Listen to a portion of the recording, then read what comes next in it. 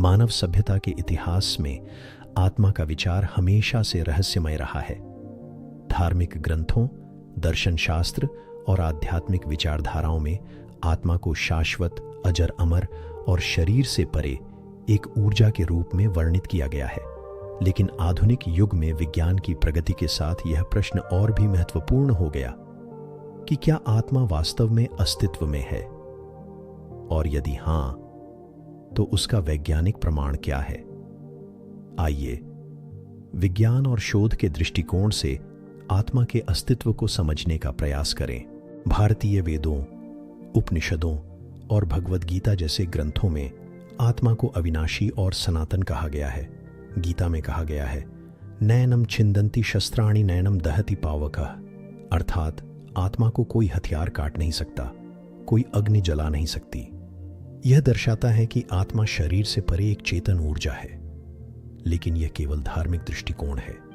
अब देखते हैं कि विज्ञान क्या कहता है। आत्मा को समझने का एक आधुनिक वैज्ञानिक तरीका है चेतना का अध्ययन। चेतना का मतलब है स्वयं के अस्तित्व का बोध और अनुभव करने की क्षमता। न्यूरोसाइंस बताता है कि मस्तिष्क की जटिल संरचना से विचार और स्मृतियां उत्पन्न होती हैं। लेकिन चेतना का मूल स्रोत अब तक पूरी तरह स्पष्ट नहीं है। कई वैज्ञानिक मानते हैं कि चेतना केवल मस्तिष्क का परिणाम नहीं हो सकती, बल्कि यह किसी गहरी ऊर्जा या क्वांटम स्तर की घटना से जुड़ी हो सकती है। क्वांटम भौतिकी के अनुसार ब्रह्मांड की हर वस्तु ऊर्जा और तरंगों से बनी है। आत्मा को इसी ऊर्जा का उच्च स्तर का रूप माना जा सकता है। क्वांटम भौतिक विज्ञानी डॉक्टर रोजर पेनरोस और डॉक्टर स्टुअर्ट हैमरॉफ ने चेतना को समझाने के लिए OR थियरी दी।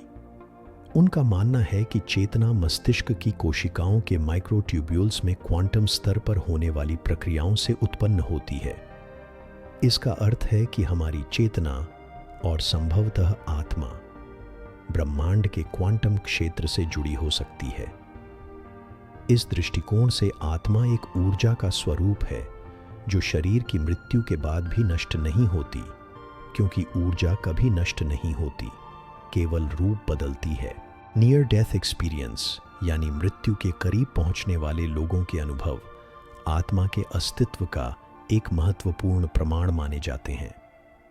दुनिया भर में हजारों लोगों ने मृत्यु के समय शरीर से बाहर निकलने का अनुभव, प्रकाश की सुरंग, दिव्य दृश्य या अपने जीवन का फ्लैशबैक देखने जैसी घटनाएं साझा की है। डॉक्टर रेमंड मूडी और डॉक्टर सैम पार्निया जैसे वैज्ञानिकों ने नियर डेथ एक्सपीरियंस पर गहन शोध किया है। अवेयर नामक अध्ययन में पाया गया कि कुछ लोग जिनका मस्तिष्क काम करना बंद कर चुका था, फिर भी अपने आसपास की घटनाओं का सटीक वर्णन कर पाए। यह दर्शाता है कि चेतना या आत्मा शरीर से स्वतंत्र हो सकती है। वैज्ञानिकों ने पाया है कि मानव शरीर से एक ऊर्जा क्षेत्र निकलता है। किरलियन फोटोग्राफी नामक तकनीक से यह ऊर्जा चित्रित की जा सकती है। यह ऊर्जा क्षेत्र शरीर की शारीरिक, मानसिक और भावनात्मक स्थिति का प्रतीक माना जाता है। जब व्यक्ति मरता है तो यह ऊर्जा धीरे धीरे समाप्त हो जाती है। यह दर्शाता है कि हमारे भीतर एक ऊर्जा प्रणाली है जो आत्मा का भौतिक प्रतिनिधित्व हो सकती है। योग और प्राणायाम में प्राण को जीवन की ऊर्जा माना जाता है। वैज्ञानिक दृष्टि से प्राण को शरीर के भीतर होने वाले विद्युत, चुंबकीय और जैविक ऊर्जा प्रवाह से जोड़ा गया है। भारतीय ऋषियों का कहना है कि प्राण आत्मा से जुड़ी ऊर्जा है। आज वैज्ञानिक मानते हैं कि मनुष्य के शरीर में लाखों न्यूरॉन्स, विद्युत आवेश और ऊर्जा का जटिल नेटवर्क है जो आत्मा का भौतिक आधार हो सकता है। Doctor Ian Stevenson, university of Virginia ने 2000 से अधिक ऐसे बच्चों पर शोध किया जिन्होंने पिछले जन्म की यादें बताईं। कई बच्चों ने अपने पिछले जन्म के परिवार, स्थान और घटनाओं का सटीक वर्णन किया।